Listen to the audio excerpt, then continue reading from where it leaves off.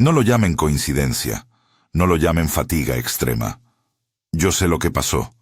Pasó en la carretera 180D, la que te lleva directo a la costa del Golfo, directo a Veracruz. Lo que estoy a punto de contarles es la razón por la que dejé ese trabajo, la razón por la que ya no puedo conducir de noche sin mirar constantemente por el espejo retrovisor. Llevaba un ataúd en la parte trasera, una caja de pino simple, barnizada a medias, esperando un cuerpo. Pero hasta ese momento estaba vacío. Lo juro. Firmé los papeles, revisé la carga. Vacío. Y entonces, en el kilómetro 66, justo donde la neblina parece descender de la nada, escuché algo. Algo que venía de dentro de la madera. Alguien. O algo. Tocó la tapa desde adentro. Si sientes este nudo helado en el estómago que a mí me agarró esa noche, si crees en las cosas que se pegan a las carreteras, las que viajan contigo sin que las veas, hazme un favor. Suscríbete ahora mismo. Solo así sabré que no estoy solo con esta locura.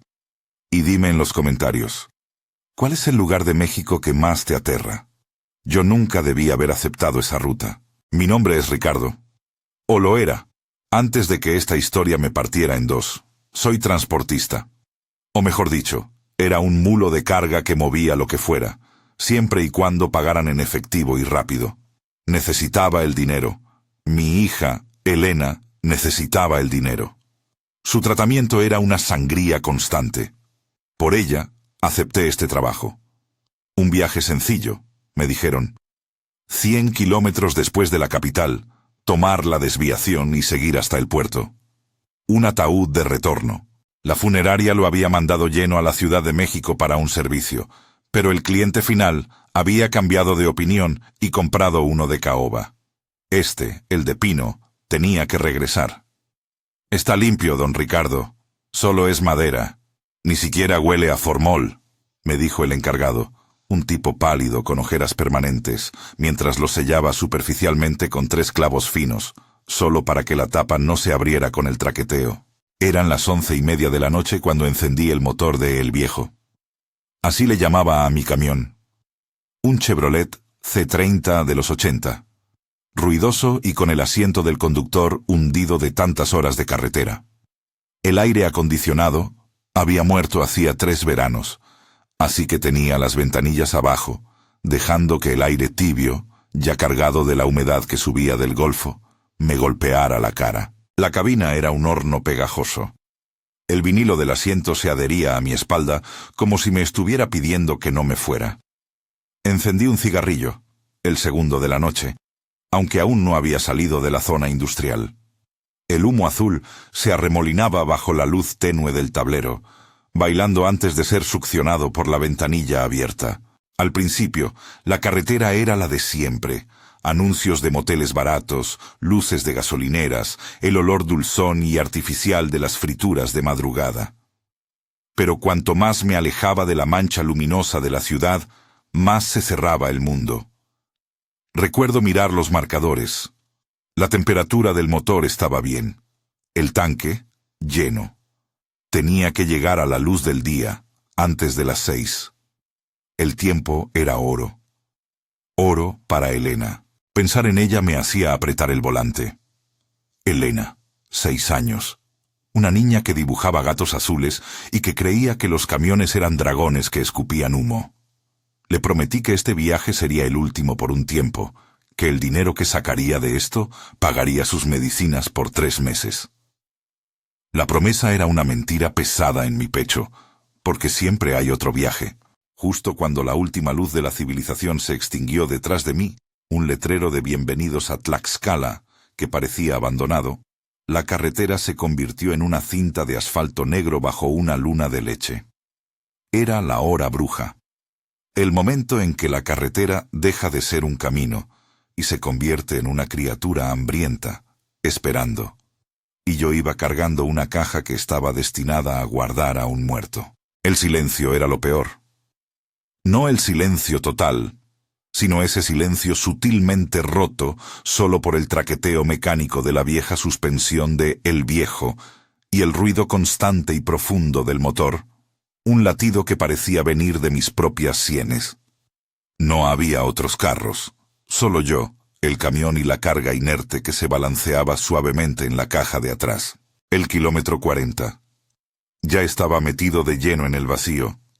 La carretera estaba flanqueada por campos altos y oscuros, muros de sombra que no dejaban ver nada. A veces, la luz de mis faros rebotaba en algo metálico que destellaba en la zanja, probablemente una lata vieja, pero mi mente ya empezaba a jugarme sucio, pensando en ojos. Apreté el acelerador.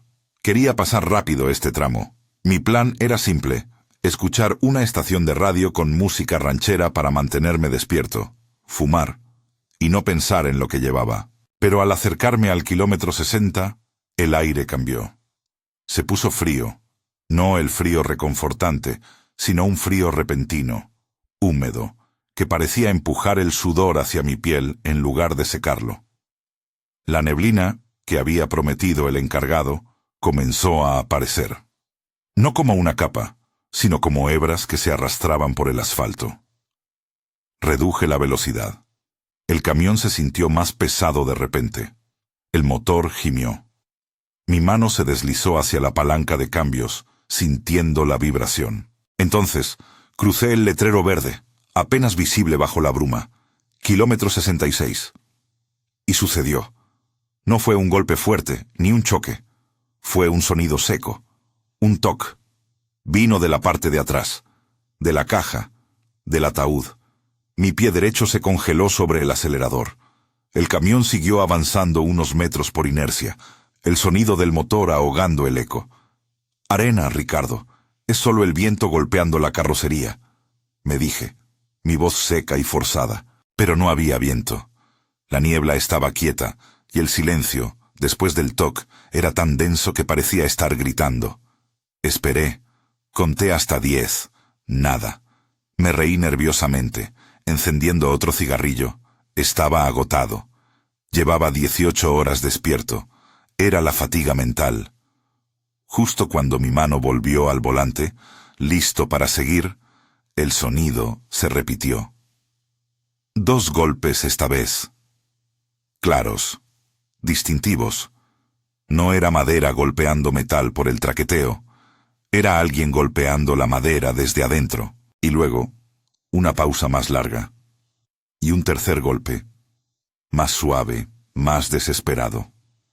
El camión avanzó unos metros más por la inercia y luego, mi pie, totalmente negado a moverse, logró encontrar el pedal del freno.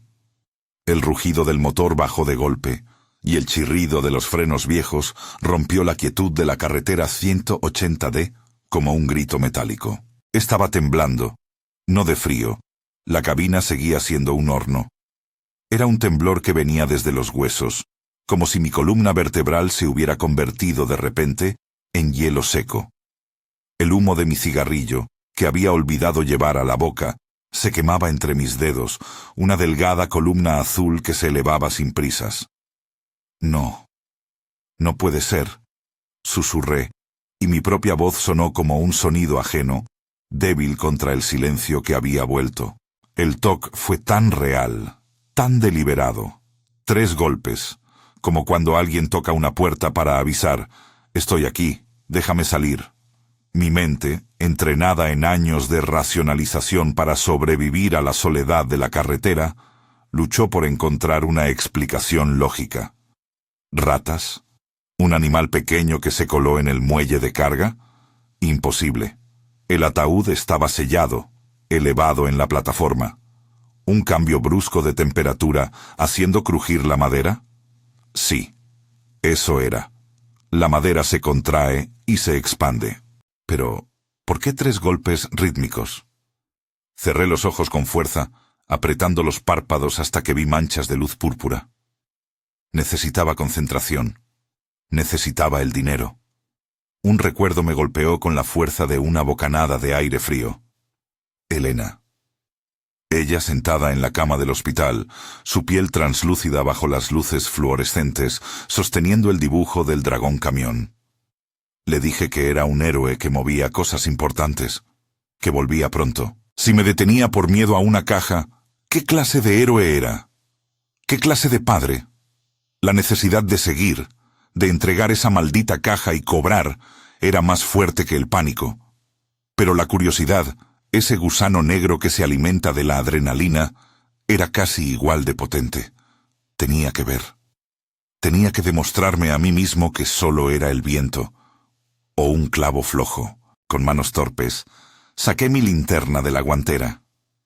Una linterna pesada, de metal, con la pintura desconchada.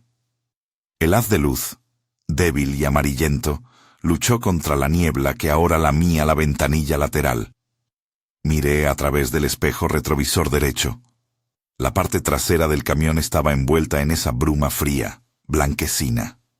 Las luces traseras, rojas y opacas, parecían flotar en una sopa espesa. No veía la caja de pino claramente, solo su silueta fantasmal. Abrí la puerta. El sonido del metal viejo y oxidado al deslizarse sobre sus bisagras pareció amplificarse 1000 veces. Era un sonido tan violento, tan fuera de lugar en esa noche silenciosa, que temí que despertara lo que fuera que estuviera durmiendo en los campos. Bajé con cuidado, sintiendo el suelo bajo mis botas. No era asfalto. Había desviado ligeramente el camión hacia el arcén, lleno de gravilla suelta y hierba seca. Cada paso crujía, una sinfonía de mi terror. El motor seguía funcionando en ralentí, vibrando. Era mi único ancla a la realidad. Si apagaba el motor, estaría sumergido en un silencio total, y sabía que ese silencio me tragaría. Caminé lentamente hacia la parte trasera, siguiendo el costado del camión. La niebla se hizo más intensa aquí, más pesada. Podía saborearla. Tenía un gusto a tierra mojada y algo metálico, como sangre seca. Mi aliento salía en pequeños bufidos blancos, a pesar de que la noche no era particularmente fría. Era la niebla la que era fría. Mi corazón latía tan fuerte que resonaba en mis oídos. Ahogando casi el motor, llegué a la caja de carga. La lona, mojada y pesada por la humedad, estaba ligeramente levantada en la parte trasera. Apunté la linterna. Ahí estaba. El ataúd. El pino barato, lijado a medias, brillaba débilmente bajo la luz enfermiza de la linterna. Estaba perfectamente centrado en la plataforma, sujetado por correas viejas y gastadas. Parecía inofensivo. Solo una caja grande, alargada, esperando su propósito. Me acerqué, mis manos sudando alrededor del cuerpo de metal frío de la linterna. Tuve que obligarme a alargar la mano y tocar la madera. Estaba sorprendentemente lisa, fría. El sonido vino de nuevo, pero esta vez no fue desde adentro. Fue desde arriba. Levanté la linterna. Había subido una pequeña criatura negra, una araña grande y peluda, que había golpeado la tapa con una de sus patas al caminar. Me quedé allí, en la niebla, mirando la araña. La adrenalina se desinfló de mi cuerpo tan rápido que casi me caigo. Mi risa fue un sonido feo, sofocado, mitad alivio, mitad reproche hacia mí mismo por haber sido tan débil. «Una araña, Ricardo. ¿Una puta araña te ha parado el camión?», mascullé avergonzado. Me incliné para espantar al insecto, pero justo antes de tocar la tapa, noté algo. Una marca, una pequeña abolladura, no más grande que una moneda de 10 pesos, justo en el centro de la tapa. Como si algo sólido, pesado, hubiera golpeado la madera con fuerza. Y esa marca no estaba cuando revisé la carga en el muelle. Miré la araña. Era demasiado ligera para haber hecho eso. Entonces, la niebla se movió, no por el viento. La masa blanca y espesa que me rodeaba pareció contraerse, cerrándose alrededor de mí y de la caja. Y la temperatura cayó de golpe. Ya no era ese frío metálico, era un frío de sótano, de tierra removida. Y entonces, el sonido. Esta vez no era un golpe, era un rasguño, lento, largo, algo que raspaba la madera desde dentro. El rasguño. No tengo palabras para describir el terror sordo que me paralizó en ese instante. No era el ruido repentino que te hace saltar. Era un sonido continuo, sutil, pero cargado con la promesa de algo horrible. Como si alguien estuviera deslizando una uña, o quizás algo peor, a lo largo de la veta del pino, buscando una salida. El sonido venía de la sección de la caja donde estarían los pies del ocupante. Un shhh, silencioso, pero audible en esa atmósfera de terror. Mi respiración se detuvo. Me quedé encorvado junto al ataúd, la linterna apuntando al centro de la tapa, y la luz se sentía pesada, inútil contra el manto de niebla que me envolvía. Ya no era una araña. No era contracción de la madera. Mi mente se negó a procesar la implicación. Un ataúd, vacío, a 300 kilómetros de la civilización. En el kilómetro 66, un número que ahora se sentía pesado, fatal. ¿Y si no estaba vacío cuando lo cargué? No. Yo mismo había mirado dentro, fugazmente, por protocolo, antes de que el tipo de la funeraria pusiera los 3 clavos de cortesía. Era solo un forro de satén blanco, impoluto, a menos que... Un escalofrío helado recorrió mi espalda y fue más que solo la niebla. Era el reconocimiento de que la realidad se había torcido. Di un paso hacia atrás, tropezando con mis propios pies. El terror me hacía torpe. El rasguño se detuvo. Silencio. El silencio de antes, multiplicado por 100. Porque ahora el cerebro estaba esperando la próxima señal, atento a cada microrruido que pudiera indicar movimiento. Solo el motor del camión, monótono y constante, me recordaba que aún era el mundo real. Intenté hablar, pero mi garganta estaba seca y apretada. ¿Hay alguien ahí? La voz me salió como un silbido patético. Silencio. Me quedé mirando fijamente la tapa de pino.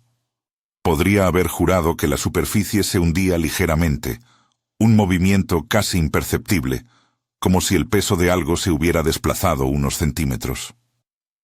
Decidí que no iba a quedarme allí, a merced de una caja de madera. Yo tenía una hija esperándome. Mi trabajo era mover la carga, no inspeccionarla, ni confrontar lo que pudiera o no estar dentro. Di media vuelta, dispuesto a saltar a la cabina, bloquear las puertas y acelerar, sin mirar atrás. Pero antes de que pudiera dar el primer paso hacia la parte delantera del camión, el sonido regresó.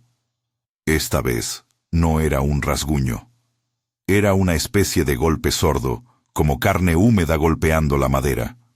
Y venía de la cabecera del ataúd, justo donde iría el rostro, como si algo estuviera probando la resistencia de la tapa con la palma abierta. Mi mente gritó, ¡huye! Pero mis pies, traicioneros, se negaron a moverse. Estaba hipnotizado por el miedo, cautivado por la fuente de ese horror que ahora era tangible. Levanté mi linterna y con una mezcla de desesperación y estupidez, me acerqué de nuevo. Me incliné sobre el borde de la plataforma, acercando mi oído a la tapa. El olor. Ahora que estaba tan cerca, pude sentirlo. No era formol, ni pino, ni tierra mojada. Era un hedor dulzón, enfermizo. Algo parecido a la carne en descomposición, pero con una nota extraña, casi floral, como flores marchitas dejadas en un vaso de agua por mucho tiempo. Y luego lo escuché claramente. No era un golpe, era una respiración, una inhalación corta, superficial, seguida de una exhalación temblorosa que no era de un ser vivo sano. Era el sonido de alguien luchando por el aire en un espacio confinado. Mi corazón dio un vuelco, golpeando contra mis costillas con tanta violencia que pensé que se romperían. Esto no era un fantasma, esto era algo atrapado. ¿Un polizón? Alguien que se metió en la caja por una apuesta estúpida o un intento desesperado de cruzar la frontera. Si había alguien vivo dentro, tenía que actuar. Si estaba muerto... Bueno, entonces mis problemas eran mucho, mucho peores. La humanidad, o quizás el recuerdo de la fragilidad de mi propia hija, ganó la batalla al pánico puro. «¡Oye!», grité, golpeando la madera con el puño cerrado. «¡Oye! Si hay alguien ahí dentro, habla. ¡Voy a abrir!». El aliento se detuvo. El silencio regresó, pero este silencio era diferente. Era un silencio expectante, como si la cosa dentro estuviera escuchando, evaluando mi voz. Mi mano ya buscaba en la caja de herramientas que llevaba siempre conmigo, debajo de la lona. Necesitaba el martillo para arrancar esos clavos. Mientras mis dedos buscaban, mis ojos no se apartaban de la tapa. Y entonces, sin previo aviso, la abolladura que había visto antes en el centro de la tapa se hundió un poco más, y una voz. No un grito, no un jadeo, un susurro seco, grave, que se filtró por alguna microgrieta entre la tapa y el cuerpo de la caja. «No abras», el susurro, lleno de polvo y seco, como si viniera de una garganta que no había probado el agua en décadas. No era una voz de súplica, sino una orden, fría, baja y absolutamente aterradora. «No abras». Mi mano se congeló dentro de la caja de herramientas. El frío de la niebla ya no importaba. Lo que me helaba era ese sonido gutural, íntimo, que había traspasado la madera y la noche para llegar a mi oído. Me eché hacia atrás, golpeando la parte trasera del camión con mi espalda. El golpe fue sordo y me sacó un gemido de dolor. Pero no sentí nada. Solo la urgencia de huir. Si era un polizón, ¿por qué rogaría que no lo abriera? Si estaba atrapado, suplicaría por ayuda. Un «no abras» solo podía significar dos cosas. O estaba jugando un juego macabro, o lo que estaba allí dentro no quería ser liberado. O peor aún, no quería que yo viera lo que era. «¿Quién eres?», logré balbucear, apuntando la linterna a la tapa, manteniendo ahora una distancia más segura. Mis dedos estaban aferrados al martillo que acababa de encontrar, el mango de madera áspera, una pequeña consola en mi mano temblorosa. El silencio volvió, pero ya no era el silencio de la carretera. Era el silencio de la espera. Podía sentir una presencia, pesada y confinada, respirando muy despacio, casi imperceptiblemente, a escasos metros de mí. La niebla se había intensificado. Ahora era tan densa que apenas podía distinguir el techo de la cabina del camión. Parecía que el aire mismo se había vuelto blanco, denso, tragándose la luz de la luna. Recordé lo que me había dicho mi abuela, una mujer de campo que creía en los caminos viejos. Decía que la niebla en ciertas carreteras no era vapor de agua, sino el velo que se adelgaza entre este mundo y el otro. Y que si ese velo te atrapa, lo mejor es no moverse, no hablar y no mirar demasiado de cerca. Miré la abolladura en el centro de la tapa. Ahora me parecía ver, en el contorno de la madera, una mancha oscura. ¿Humedad? ¿O algo peor? El miedo se mezcló con una oleada de ira impotente. Ira por estar allí, solo, en medio de la nada, jugando al detective de lo paranormal, cuando debería estar acumulando dinero para Elena. «¡Escucha!», grité, mi voz ahora más fuerte, rompiendo la calma espeluznante. «No tengo tiempo para juegos. Si eres un contrabandista o un polizón, te dejo aquí, te abro la tapa y te vas. Si no hablas, vuelvo a la cabina y conduzco hasta Veracruz. Y que Dios te ayude con el calor que hará mañana al mediodía». La respiración. Lenta, rítmica. No había respuesta verbal, solo ese sonido agónico de pulmones luchando contra el espacio y quizás contra algo más. Golpeé el costado de la caja de carga con la parte plana del martillo, un golpe seco. «Dime quién eres». Y entonces la cosa dentro de la caja cedió. No fue un susurro, fue una tos seca, violenta, que sonó como si estuvieran arrojando arena dentro de un tubo. Y después de la tos, el ataúd vibró. Un movimiento brusco, un empujón lateral, como si la cosa se hubiera volteado con dificultad. Las correas de sujeción se tensaron con un crujido audible. Y de nuevo, la voz. Pero esta vez sonaba como si estuviera llorando. O quizás riendo. Era imposible de distinguir. Me llamo Rafael. El nombre, un nombre común, Rafael. Eso lo hacía peor. Era humano. Estaba atrapado. Mi dedo se aflojó del martillo. Si era Rafael, si estaba vivo, si había sido encerrado, tenía que sacarlo. No podía dejar que un hombre muriera asfixiado en mi camión. Me acerqué, olvidando por un momento el «no abras» y el hedor dulce. Rafael, ¿cómo llegaste ahí? ¿Estás herido? Voy a quitar los clavos. No, por favor, Ricardo, no los quites. Esta vez, la voz se había vuelto más clara, más urgente. Pero todavía había algo profundamente antinatural en ella. No sonaba como una voz normal. Parecía demasiado profunda, como si la estuviera filtrando a través de algo muy espeso. ¿Por qué no?, exigí, sintiendo el pánico mezclarse con la frustración. Estaba perdiendo un tiempo precioso. Porque estoy contaminado. No estoy solo. El motor del camión. El único sonido seguro. De repente, sentí la necesidad de apagarlo, de escuchar con claridad, pero temía el silencio total. ¿Contaminado de qué? ¿De quién estás hablando? Y entonces, Rafael no respondió. En su lugar, el rasguño volvió. Pero esta vez era más fuerte, provenía de varias partes a la vez, y era más rápido, frenético. Era como si varias uñas o garras estuvieran arañando el forro de satén del interior, buscando una debilidad en la madera. Y lo que me hizo finalmente retroceder, lo que me hizo sentir que mi cuerpo se iba a desintegrar del terror, fue el segundo sonido que se unió al rasguño, un pequeño, agudo y rápido clic, el sonido de algo abriéndose, algo que no debería poder abrirse, algo rígido y segmentado. El hedor se intensificó, volviéndose pútrido de golpe, y justo en el centro de la abolladura, el pino se astilló un poco, y un color.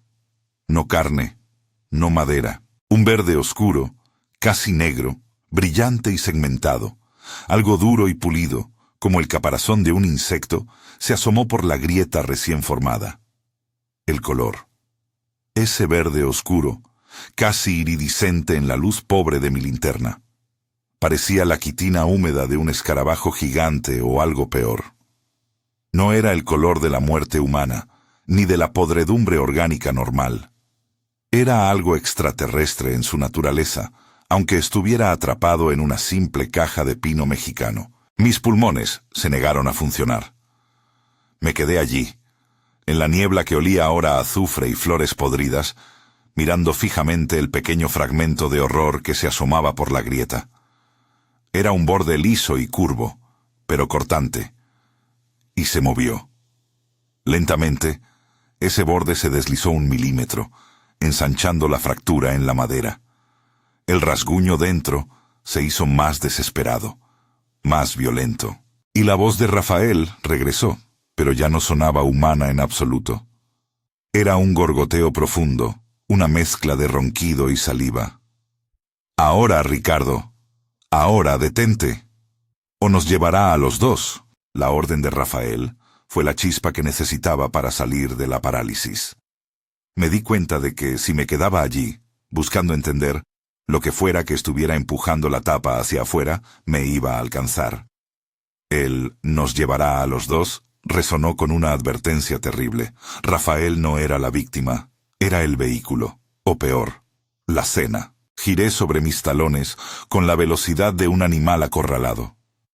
El martillo, mi única arma, cayó de mi mano sobre la plataforma con un ruido metálico sordo, y no me detuve a recogerlo. Salté. No volví por el camino de la gravilla, sino que me lancé directamente a la cabina. Abrí la puerta de un tirón, ignorando el rechinido del metal, y me arrojé al asiento del conductor. Mi mano temblaba tanto que no podía encontrar la llave de ignición. El motor ya estaba encendido, pero mi pie había quitado el freno de mano al salir. Puse la palanca en drive con un golpe violento y pisé el acelerador. El viejo camión gimió, protestó. Las ruedas patinaron sobre la gravilla del arcén. El camión se sacudió y finalmente, con un rugido agónico del motor, se lanzó hacia adelante, dejando atrás el kilómetro 66 y la niebla asesina. Conduje a ciegas. La luz de los faros apenas penetraba la niebla, pero no reduje la velocidad. La única cosa que importaba era la distancia. Y entonces, un ruido. No el golpe sordo, no el rasguño. Un golpe seco contra el vidrio trasero de la cabina. El viejo C-30 tenía una pequeña ventana trasera. Nunca la usaba. Pero ahora, algo había impactado el vidrio. Miré por el espejo retrovisor. La niebla seguía allí. Una pared blanca. Pero a través de ella, justo detrás del camión, la forma oscura del ataúd se agitaba violentamente. No por el movimiento del vehículo. Se movía sobre la plataforma. Y lo que había golpeado el vidrio no había caído. Sentí que el aire se drenaba de la cabina. Ahí, adherido al vidrio, vi un pequeño punto de humedad. Y luego, una forma. No era una mano. Era una especie de gancho, oscuro, segmentado, terminado en una punta afilada y curvada. Era el mismo material que había visto asomarse por la grieta en la madera. Un apéndice. Y ese apéndice estaba arañando el vidrio. Un chillido agudo. Si el sonido anterior había sido el de una víctima, este era el sonido de un depredador frustrado. «¡Quítate! ¡Quítate!», grité, golpeando el volante repetidamente, desesperado. Pisé el acelerador hasta el fondo. El velocímetro subió a 90, 100, 110 kilómetros por hora. El camión entero vibraba y amenazaba con desintegrarse. La carretera era una mancha negra bajo las luces. El gancho desapareció tan rápido como apareció. Por un segundo fugaz pensé que lo había logrado, que la velocidad lo había arrancado. Y luego, el golpe en el vidrio se repitió, pero ahora venía de dos puntos distintos. Dos ganchos. Dos apéndices reptando sobre el vidrio, buscando un punto de apoyo, buscando la debilidad. Eran demasiado grandes, demasiado fuertes para haber sido generados por un ser humano normal. Estaban ahí, colgando, meciéndose con la velocidad, pero adheridos por una fuerza que no podía comprender. Mi mente se fue. No estaba pensando en Elena ni en el dinero. Estaba pensando en lo que tenía que estar haciendo Rafael para mantener a esas cosas adentro. Si el ataúd se había agrietado y esas cosas ya estaban intentando salir, eso significaba que la cosa dentro había fracasado en su intento de contención. En ese momento vi un letrero que pasó como un fantasma. Puente a 500 metros. El pánico se convirtió en una estrategia brutal. Tenía que deshacerme de la carga, toda. Si conducía lo suficientemente rápido y frenaba violentamente justo al final del puente, tal vez las correas viejas y gastadas cederían, y el impulso enviaría el ataúd directamente al vacío, al río o al barranco. Apreté los dientes. La ira, el terror y la adrenalina se convirtieron en un cóctel tóxico. En el espejo lateral pude ver una ráfaga de movimiento en la plataforma. La lona se levantó violentamente, y aunque solo fue una fracción de segundo, vi la silueta del ataúd. Estaba de costado. La cosa había empujado lo suficiente para tumbarlo, y si el ataúd estaba de costado, los clavos de la tapa eran lo único que la detenía de deslizarse hacia el interior del camión, directo a mi cabina. El puente se acercaba. Una estructura de hormigón vieja y angosta. Pisé el acelerador una vez más. 120 km/h. Rezaba para que el viejo resistiera. La vibración del camión era ensordecedora. Cada tornillo, cada remache, parecía protestar por la velocidad insensata. Los amortiguadores gemían ante cada pequeña imperfección del asfalto. Yo sostenía el volante con tanta fuerza que mis nudillos eran blancos y doloridos. El puente. El letrero ya estaba atrás. Podía ver la estructura de concreto sobresaliendo de la niebla, una promesa de caída libre. Abajo, solo sombras y el murmullo de un río que me parecía escuchar ya, incluso a esa velocidad. Mi vista se fijó en el espejo lateral. El ataúd, ahora de costado, se deslizó un par de centímetros hacia el borde de la plataforma con cada sacudida violenta. La caja ya no parecía inerte. Era un capullo convulsivo, y dentro, la lucha era total. De repente, la voz de Rafael, o lo que quedaba de ella, regresó, filtrándose por el ruido del motor. «No lo hagas, no al puente. Caerán al agua y se extenderán». Esa advertencia me golpeó con una nueva ola de terror. No solo estaba luchando contra una entidad confinada, sino que ahora tenía que pensar en la contención ambiental. Si esas cosas se liberaban en el agua, ¿podrían contaminar? ¿Podrían escapar? Pero no había otra opción. El miedo a tener esa cosa detrás de mí, a mis espaldas, arañando la chapa de la cabina, era mucho más grande que la responsabilidad ecológica. «Lo siento, Rafael», grité, aunque sabía que el ruido del viento y el motor probablemente ahogarían mi disculpa. Estaba encima del puente. Sentí el cambio de textura del asfalto bajo los neumáticos, un sonido más hueco y resonante. Era ahora o nunca. Mantuve el pie en el acelerador hasta el último segundo. El final del puente se acercaba. Mi corazón latía en mi boca. Conté. 3, 2, 1, y pisé el freno. Con toda la fuerza de mi pierna, presioné el pedal hasta que crujió. La reacción fue instantánea y brutal. El camión entero se inclinó hacia adelante con una violencia repentina. Los neumáticos chillaron, el humo se elevó, y el camión se detuvo, clavándose. Yo fui lanzado contra el cinturón de seguridad, el aire expulsado de mis pulmones. ¿Y la carga? El movimiento de inercia fue exactamente lo que había esperado. Un grito de metal retorciéndose. Las viejas correas de sujeción, debilitadas por años de sol y lluvia, se partieron con el crack seco de un hueso roto. El ataúd, que estaba tumbado, siguió su trayectoria.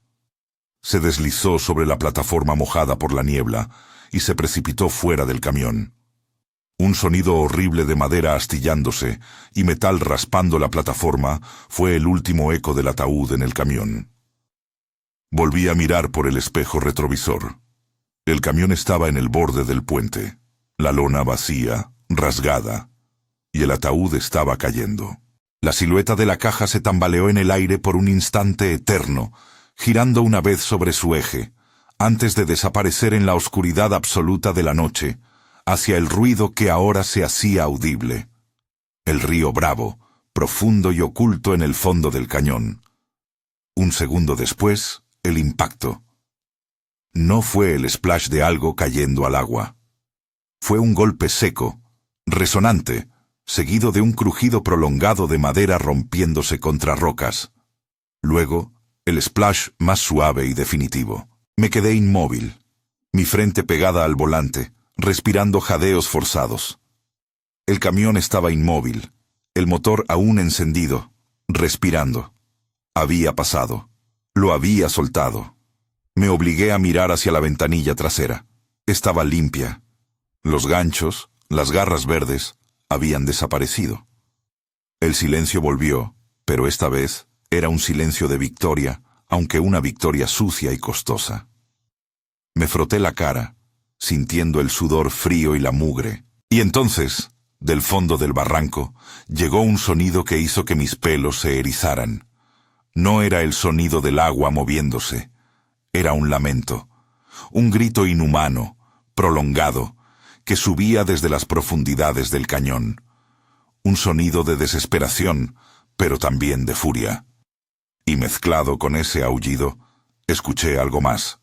Algo que me hizo dudar de mi propia audición, algo que resonó con la voz de Rafael. «Ahora estás solo, Ricardo. Ahora la has liberado». El grito de Rafael, transformado en un alarido de reproche y dolor, fue cortado abruptamente por un gorgoteo ahogado, como si el río lo hubiera engullido. Me di cuenta, con horror total, de la magnitud de mi error. Al romper la caja y liberarla sobre el agua, no había destruido la cosa. La había dispersado. Y lo peor, si Rafael estaba luchando por contenerla, yo lo había arrojado a él y a su tormento a la corriente. Puse el camión en marcha nuevamente. No podía quedarme allí. Avancé los pocos metros restantes hasta que estuve fuera del puente. Detuve el camión, bajé la ventanilla y miré hacia atrás. La niebla ya no estaba. La carretera 180D estaba clara, oscura, solo iluminada por la luna menguante. Era como si el kilómetro 66 y el puente hubieran borrado todo rastro del incidente, dejando solo el asfalto vacío y la noche normal, excepto por el olor. El hedor a flores podridas y algo pútrido se había pegado a mi camión, a mi ropa, a mi piel. Tuve que conducir otras 3 horas, hasta que el sol empezó a asomar en el horizonte y el olor se diluyó con el aire fresco de la mañana. Llegué a Veracruz. Le dije al encargado de la funeraria que la caja se había caído del camión en un barranco, culpa de la niebla y un reventón. Pagué el valor de la caja con el dinero de Elena. Y mentí.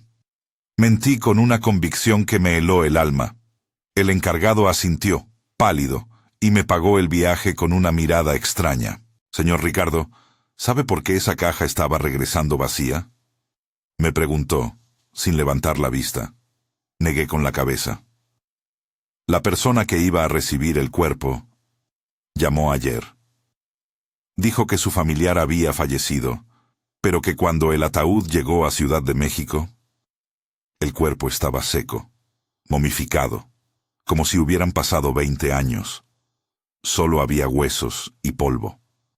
El médico dijo que no había explicación lógica, pero la familia creía que el espíritu se había quedado pegado al ataúd, que nunca lo liberaron. Me quedé en silencio, mi mente volviendo a la voz de Rafael y el toque en la tapa. «¿Sabe cuál es el apellido de la familia, señor?», preguntó. «No. Rafael, salí de allí. No he vuelto a conducir en la noche. Cada vez que veo niebla, mis manos se aferran al volante. Y cada vez que veo una araña grande, verde oscuro, siento que el gancho intenta romper el vidrio detrás de mí». Epílogo y consecuencias. El rostro del encargado de la funeraria se difuminó en mi memoria tan pronto como salí de ese muelle portuario. Pero el nombre, Rafael, se quedó pegado a mi cráneo como la humedad persistente. No era solo el nombre del hombre que luchaba por contener algo dentro de la madera. Era también el apellido de la familia que había enviado la caja con el cuerpo seco. Si el cuerpo estaba seco, momificado sin explicación, ¿qué hacía el espíritu de Rafael dentro o qué había tomado su lugar? Conduje de regreso a casa bajo la luz del día, una travesía que se sintió irreal. El sol brillaba, la carretera estaba llena de otros vehículos, pero para mí todo parecía una ilusión frágil. Había un velo entre el mundo que veía y el mundo que había experimentado en el kilómetro 66. Paré a lavarme y cambiarme de ropa en la primera gasolinera decente. No importaba cuánto me frotara, el hedor dulzón persistía, como si se hubiera impregnado en el tejido mismo de mi alma. Cuando miré mi reflejo en el espejo del baño, vi un fantasma. Mis ojos estaban inyectados en sangre, mi piel cenicienta. Parecía haber envejecido 10 años en esa noche. Llamé a mi esposa desde un teléfono público. No podía usar mi celular. Sentía que el aparato me conectaría de nuevo a la oscuridad. «Llego por la tarde, Ana. Tengo el dinero. Ya lo tengo». Ana, mi esposa, sonó aliviada, pero percibió algo en mi voz. «¿Estás bien, Ricardo? Suenas vacío». «Solo fue un viaje largo, Ana. Mucha niebla». Mentí. La facilidad con la que mentía ahora era otro signo de mi descomposición interna. Llegué a casa al atardecer. Elena estaba sentada en la sala, dibujando con sus crayones de colores. Cuando me vio, sus ojos se iluminaron y corrió hacia mí con sus brazos abiertos. El peso de su cuerpo pequeño contra el mío Fue el primer consuelo real que sentí en 24 horas. «¡Papá dragón!», exclamó, apretándome con la fuerza que solo los niños pueden tener. La abracé, hundiendo mi rostro en su cabello limpio, y por un momento la oscuridad se retiró. Ella era mi ancla. Pero entonces, mientras Ana me preparaba un café en la cocina, Elena regresó a su dibujo. Me senté a su lado, intentando relajarme. «¿Qué dibujaste hoy, mi amor?», pregunté, forzando una sonrisa. Ella me mostró el papel. Era un dibujo vívido de un camión rojo. Mi camión era azul, pero siempre lo dibujaba rojo, conduciendo bajo una luna gigante.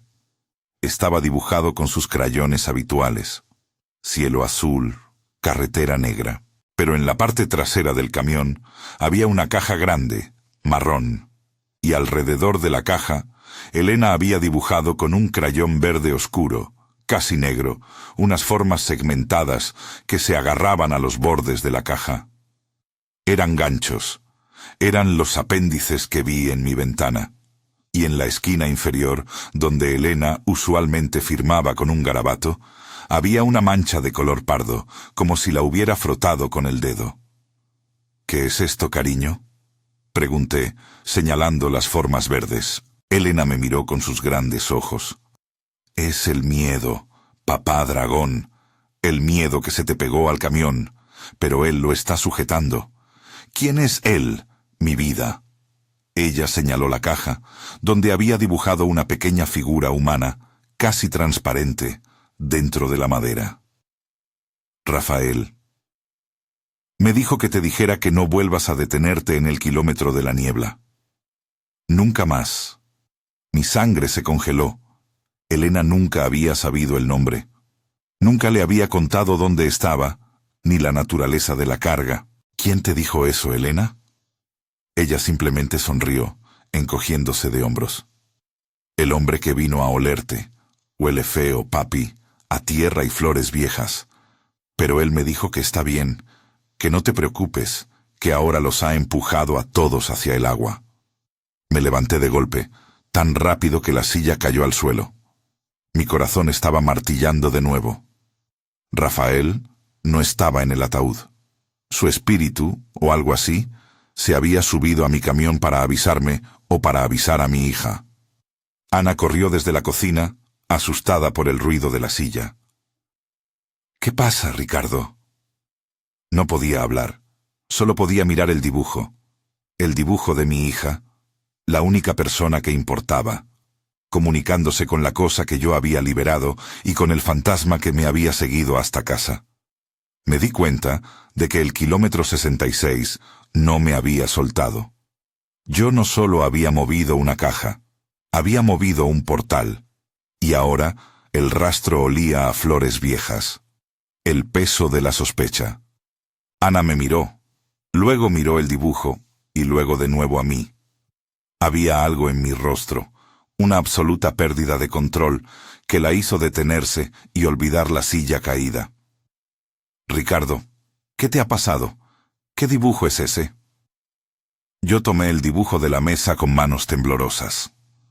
Los crayones, los inofensivos crayones de Elena, habían capturado una verdad macabra. El camión, la caja, la luna, la niebla, aunque ella la dibujó de día, el efecto era el mismo. Y las formas segmentadas, los ganchos verdes oscuros. «Ana, necesito que me escuches. No fue un reventón. Me deshice de la carga». Ella frunció el ceño, confundida. «¿Te deshiciste? ¿La tiraste? ¿Qué? ¿Por qué?». «Llevaba un ataúd». Empecé, la voz rasposa, la confesión saliendo con dificultad. Dijeron que estaba vacío, pero no lo estaba. Había algo dentro, algo que no era humano. Y alguien más. Le conté la historia a Ana, rápido, en frases cortadas y desesperadas, mientras Elena jugaba en silencio, ajena a la intensidad del momento, o quizás demasiado consciente de ella. Le hablé de los golpes, del susurro, del nombre Rafael, del hedor, y finalmente de las garras verdes asomándose. Omití la parte en que Elena había hablado con Rafael. No podía. Era demasiado para Ana, y francamente, demasiado para mí. Ana me escuchaba con una mezcla de horror y escepticismo. Ella es una mujer práctica, de números y hechos. Ricardo, has conducido por 2 días sin dormir. Has tenido alucinaciones, pánico de carretera. Es una caja, Dios mío. Es solo madera. No lo entiendes. Las garras. El nombre. ¿Cómo sabe Elena que es Rafael? ¿Y cómo sabe lo del kilómetro de la niebla? Yo no le dije nada. Ana se arrodilló junto a mí, tomando mi mano. Sus ojos eran sinceros, llenos de preocupación. Ricardo, estoy preocupada por ti. Estás al borde del colapso. Los niños escuchan cosas, Ricardo. Tal vez dijiste el nombre en voz alta. Tal vez. Pero entonces se interrumpió. Sus ojos se fijaron en la manga de mi camisa, la camisa que me acababa de poner en la gasolinera, supuestamente limpia. ¿Qué es esto?, preguntó, su voz bajando a un susurro tembloroso. Había una mancha, pequeña, oscura, casi negra, en el puño de la camisa. Se veía húmeda, aunque la había sacado del plástico. Acerqué la nariz. El hedor dulzón regresó, inconfundible. El olor a putrefacción floral. No sé, murmuré. Ana, la pragmática, la mujer que siempre encuentra una explicación, tomó el puño de mi camisa entre sus dedos. Con la uña, raspó suavemente la mancha. Y la mancha no era solo superficial. Estaba ahí, adherida a las fibras. Parece... Ana tragó saliva, sus ojos ahora fijos en los míos, sin rastro de escepticismo. Parece lodo, lodo de río. No habíamos parado cerca de ningún río, salvo el que estaba bajo el puente. El lodo negro, húmedo y pegajoso. Pero lo que hizo que el miedo fuera físico fue cuando Ana acercó su mano a la mancha y se detuvo. Hay algo incrustado. Era diminuto, casi invisible. Un fragmento. Con mucho cuidado, Ana usó la punta de su uña para levantar el objeto. Era una astilla de madera de pino, pintada de barniz barato, y tenía un extremo extrañamente pulido, brillante. No podía ser del camión. Era un tipo de madera diferente. Era de la caja. El ataúd había caído al agua. Yo estaba a kilómetros. ¿Cómo era posible que una astilla, impregnada de lodo de río y el hedor de la carga, se hubiera pegado a mi camisa, la que acababa de comprar y estrenar? La implicación era clara. La cosa en el ataúd no se había quedado en el río. Algo se había aferrado a mi camión lo suficiente para llegar a mí. O quizás el propio Rafael había traído la astilla como prueba, como advertencia final. Ana soltó la camisa. Su rostro estaba pálido. Ya no había necesidad de palabras. Ella había olido el hedor, había visto el lodo, y ahora tenía en la mano la prueba irrefutable. «Tienes que irte de aquí, Ricardo», dijo, su voz plana, controlada, pero con el eco del terror. «Tienes que sacar a esa cosa de ti». No sé qué es, Ana. Lo que sea no se queda, no cuando habla con él. En ese momento, Elena, que había estado tranquila, soltó un pequeño grito de frustración. «¡Papá! Señor Rafael dice que se está poniendo pesado. Me está ensuciando el dibujo». Miré el dibujo. La pequeña mancha parda de antes, el rastro de lodo, se había extendido por la esquina del papel. Y donde Ana había sacado la astilla, había un pequeño punto de humedad oscura. Rafael no me había seguido. Lo que me había seguido era la astilla, la suciedad y el olor. Y Rafael estaba tratando de comunicarme, a través de mi hija, que el veneno ya estaba conmigo. Necesitaba quemar ese camión. Necesitaba quemar esa camisa. Y, lo más aterrador, no sabía qué hacer para limpiar mi propia alma. La desesperación y el fuego. La decisión fue instantánea y brutal. No podíamos quedarnos allí. La seguridad de Elena era mi única prioridad. No importaba el dinero, no importaba mi reputación, No importaba nada más que alejar a mi familia de esa contaminación. Empaca una maleta para Elena, lo indispensable, solo ropa y medicinas. Nos vamos esta noche. Ana asintió, su rostro aún en shock, pero con la determinación de una madre. El miedo la había convertido en una aliada silenciosa e inmediata. Fue a la habitación de Elena sin decir una palabra, cerrando la puerta con cuidado. Yo me quedé en la sala. Miré el dibujo, los ganchos verdes, la figura transparente de Rafael, el lodo oscuro. Tomé el dibujo, lo arrugué y lo lancé a la basura de la cocina. No quería dejar rastro. Mi mente trabajaba a 1000 por hora, intentando encontrar un plan que no involucrara a la policía. No podía denunciar un ataúd vacío atacándome en el kilómetro 66. Necesitaba que desapareciera el único testigo físico de mi locura, el viejo. Salí al patio. El camión estaba estacionado como siempre, bajo la luz mortecina del poste de la calle. Parecía inocente, ruidoso, pero inofensivo. Me acerqué a él, y al hacerlo, el hedor a flores viejas se intensificó. Estaba impregnado en la carrocería, en los neumáticos, en cada junta de la cabina. Abrí la puerta del conductor. El interior estaba oscuro, pero podía ver el polvo y la suciedad. Encendí mi linterna. No me atreví a mirar la ventanilla trasera. Sabía que estaría limpia, pero el simple pensamiento del gancho arañando el vidrio me revolvía el estómago. Fui directamente a la parte trasera, al área de carga. El metal estaba mojado, a pesar de que el rocío de la mañana se había secado.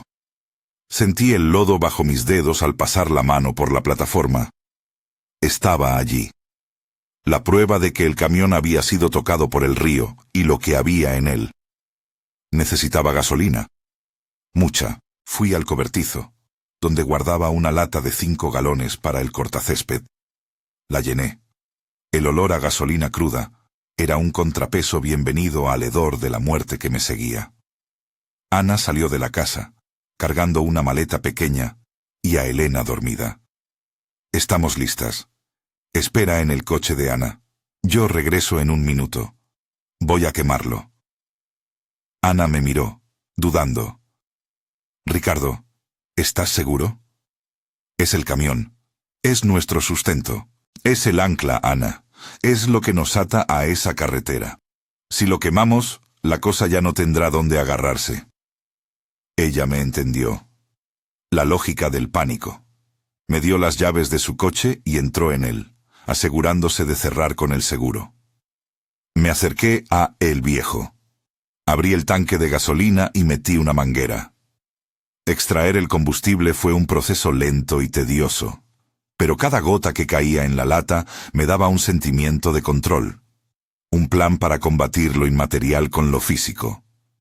Cuando tuve unos 10 galones adicionales, más lo que ya tenía del cobertizo, estaba listo. Abrí la puerta de la cabina. El vinilo del asiento aún sentía el calor de mi cuerpo. Miré el asiento hundido. Tantos recuerdos, tantas horas, tantos sueños de un futuro mejor para Elena. Todo se evaporaría en segundos. Pero el recuerdo de Rafael y las garras me empujó. Vertí la gasolina. Por el asiento, por el tablero, en la alfombra grasienta. El olor llenó el aire, denso y sofocante. Luego caminé hacia la parte trasera, rociando la plataforma de carga, la lona rasgada. Quería que el fuego consumiera hasta el último rastro del lodo y la astilla. Me detuve frente al camión, la lata vacía a mis pies. Saqué un encendedor del bolsillo, el mismo con el que había encendido mi último cigarrillo en el kilómetro 66. Mi mano temblaba menos ahora. Había una claridad fría en la determinación. Lo hice. Acerqué la llama al charco de gasolina más cercano, justo bajo el motor.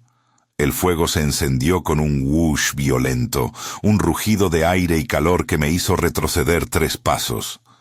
La llama creció instantáneamente, roja y amarilla, lamiendo la parte inferior del camión, el vinilo de la cabina, empapado en gasolina. se encendió con un sonido crepitante, liberando un humo negro y espeso. El fuego devoró la cabina, quemando el asiento hundido, consumiendo el tablero y el volante. Me quedé allí, observando cómo mi vida laboral se convertía en cenizas. El calor era intenso, me golpeaba la cara incluso a esa distancia. Y entonces, en medio del rugido del fuego, escuché un sonido. No era el metal que se retorcía. Era un sonido más sutil, que venía del corazón del infierno que se tragaba el camión. Un clic, un sonido metálico, agudo y rápido, y luego un chillido. No un aullido humano, sino un sonido de fricción, de algo que se estaba cocinando a fuego lento. Las llamas, que deberían ser limpiadoras, parecieron adquirir un tono verde oscuro por un instante, justo donde la cabina se unía a la caja de carga. El fuego había alcanzado lo que fuera que se había adherido, y entonces el grito. Un lamento terrible, inhumano, que se elevó sobre el rugido de las llamas, un sonido que no era de Rafael, sino de algo que sentía dolor. El dolor de ser purificado por el fuego. Sabía que lo había logrado, que la cosa se había quedado.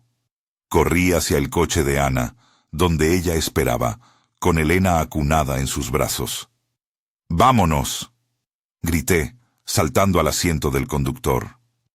Ana no preguntó nada, solo miró por el espejo retrovisor el incendio que crecía en nuestro patio. Conduje sin mirar atrás, saliendo de la ciudad, tomando una dirección completamente opuesta a la carretera 180D. Hemos estado conduciendo durante 3 días. Dormimos en moteles baratos, sin encender la televisión, sin escuchar la radio, siempre alerta. Pero anoche, en una parada técnica, mientras dormía en el asiento trasero del coche, escuché algo. Ana estaba conduciendo. La radio estaba en volumen bajo, apenas estática, y a través de la estática, una voz. Un susurro seco. Demasiado tarde, Ricardo. Ya estás limpio, pero yo ya sé dónde estás. Abrí los ojos. Ana estaba tensa, mirando la carretera, fingiendo que no había escuchado nada. «Ana, ¿apaga eso?» Ella me miró, sus ojos llenos de lágrimas. «No se puede apagar, Ricardo. Es la estática, el lodo en mi camisa, la astilla.